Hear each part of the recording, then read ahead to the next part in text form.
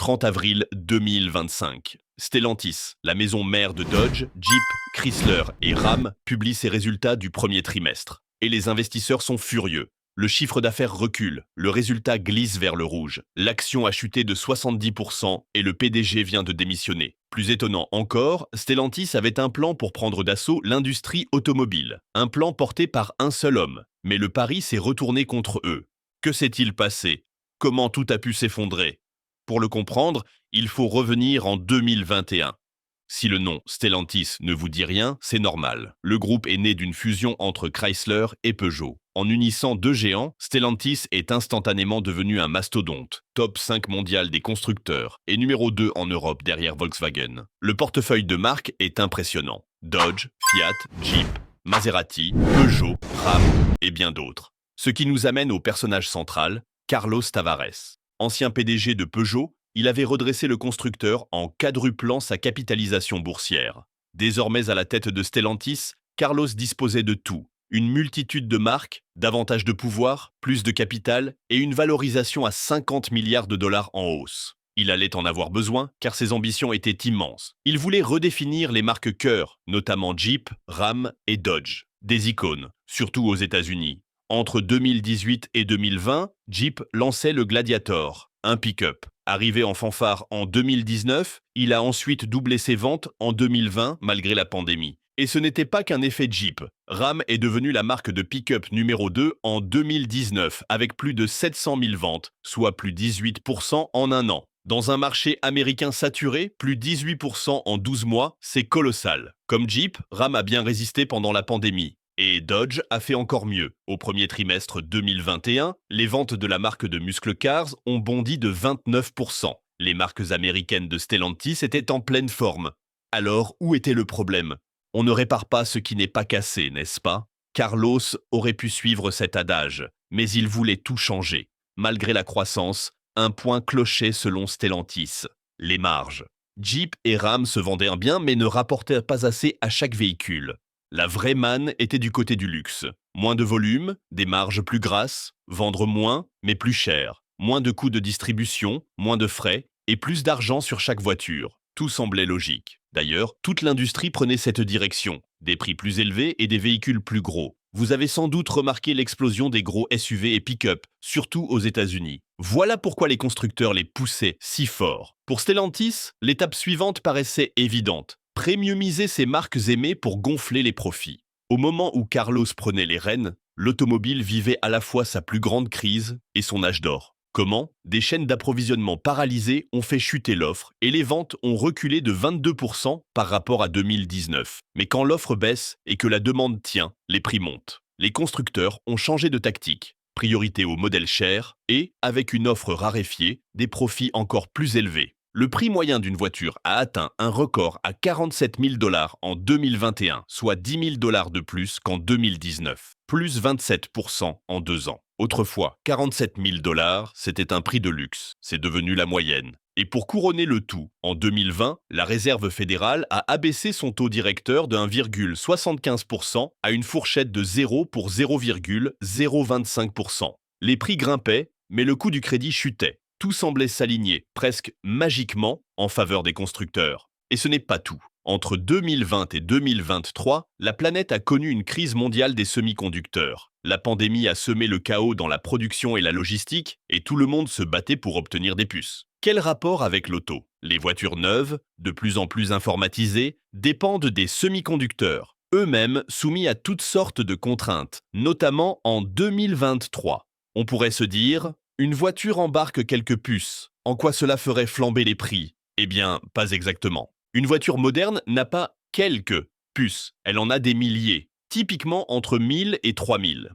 Il a même été rapporté que la pénurie mondiale de semi-conducteurs était due en grande partie à l'industrie automobile. Quand un composant est très demandé mais rationné, les prix s'envolent. Et même après la normalisation des chaînes, les prix des voitures sont restés hauts. Constructeurs et concessions réalisaient des profits records et n'avaient aucune envie d'y renoncer. Entre décembre 2019 et 2022, les surmarges des concessions ont augmenté jusqu'à 144%. Ce phénomène dépassait largement Stellantis, mais Carlos comptait bien en profiter. Stellantis a donc lancé des versions haut de gamme, à forte marge, des marques phares Jeep et Ram. Des modèles très chers ont débarqué, comme le Jeep Grand Wagoneer et le Ram 1500 TRX, avec des prix pouvant dépasser 70 000 $ et grimper jusqu'à 100 000 $. Toute la grille tarifaire s'est tendue. Jeep et Ram étaient désormais marketés comme des produits premium. Même les versions plus accessibles, comme le Jeep Gladiator, ont vu leur prix s'envoler jusqu'à 70 000 $ pour certaines configurations et plus aucun modèle sous 39 000 $. Un rapport sectoriel de Carriage sur les prix des pick-up notait: en réalité, c'est Ram qui remporte le trophée de la plus forte hausse de prix catalogue en 2022. Après une augmentation de 9,1%, le Ram 1500 TRX débute désormais à 76 780 $. Très vite, les choses se sont gâtées. Les tensions ont monté. En 2021, Ram a culminé à 569 000 ventes, puis la descente a commencé. En 2022, 468 000, soit moins 100 000. En 2023, 444 000. En 2024, 373 000. Et Jeep, trajectoire similaire, 642 000 en 2023, puis 587 000 en 2024. L'association des concessionnaires Stellantis a publié une lettre ouverte à Carlos Tavares, expliquant le supplier depuis 2 ans de changer de cap et qu'ils allaient droit au désastre. Ce désastre est arrivé, écrivait la lettre. Tout le monde va subir les conséquences de ces choix catastrophiques. Les cadres démissionnaient, des milliers de salariés étaient licenciés, des usines Stellantis fermaient, une crise à part entière. Alors, où le plan infaillible a-t-il échoué ? Changer la perception d'un produit bien connu est extrêmement difficile. Avant la flambée des prix, Jeep et Ram n'étaient pas des marques de luxe. Elles parlaient à une classe moyenne aspirante. Et ce n'est pas un défaut. Ram, c'était le pick-up bête de somme, fiable. Jeep, l'aventure tout-terrain. Les clients adoraient des modèles comme le Wrangler et le Cherokee pour leur côté relativement abordable, robuste, prêt à partir à l'assaut des chemins. L'ADN de Jeep vient d'ailleurs du Willys MB, utilisé pendant la Seconde Guerre mondiale. Jeep était son surnom de soldat, devenu la marque entière. Rien qui crie luxe premium, tout qui crie encaisse les balles et t'emmène de A à B. Les clients historiques ne pouvaient plus suivre. Des analystes l'ont résumé ainsi: les clients ne peuvent tout simplement pas payer. C'est le mur contre lequel Stellantis se heurte. Fondamentalement, ils ont un produit en décalage avec le marché. Le segment d'origine comptait souvent des profils à score de crédit plus faible et un pouvoir d'achat limité. Tant que les taux étaient bas, ça passait. Mais en juillet 2023, la Fed avait remonté ses taux jusqu'à 5,5%, rendant l'emprunt prohibitif, surtout avec des prix élevés. Les clients n'étaient pas seulement exclus, ils étaient en colère. Les communautés Jeep et Ram sont très loyales, mais Stellantis les a laissés sur le bord de la route. En 2020, j'ai eu mon Gladiator Sport à moins de 35 000 $. En regardant le Rubicon en 2024, j'ai du mal à voir ce qui justifierait un prix doublé. À force de vouloir presser davantage d'argent, la marque a fini par pousser ses clients dehors. Pire encore, même les modèles historiques réputés abordables augmentaient, ce qui a braqué les fans de longue date. Mes 3 dernières voitures ont été des grands Cherokee. Je les ai adorées, toutes à des prix compétitifs. 0 apport, mensualité sous les 400 $. Quand je suis retourné en concession en septembre pour en reprendre une, on m'a dit qu'il fallait au moins 4 000 $ d'apport et 750 $ par mois. Pour la même voiture, ils ont invoqué des changements de marché. Eh bien, le grand changement de marché, c'est que je n'achèterai pas votre voiture. D'autant plus étrange que Stellantis possède déjà des marques premium, comme Maserati et, dans une certaine mesure, Alfa Romeo.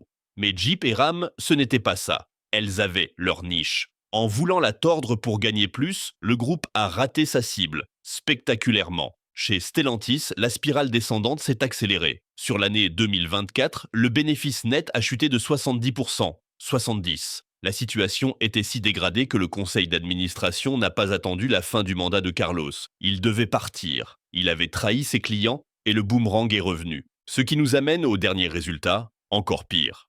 Stellantis doit redresser la barre, mais en 2025, tout le secteur souffre, entre marché fébrile et tarifs douaniers imposés par Trump sur l'automobile. Au premier trimestre 2025, Stellantis annonce 35,8 milliards d'euros de chiffre d'affaires, moins 14%.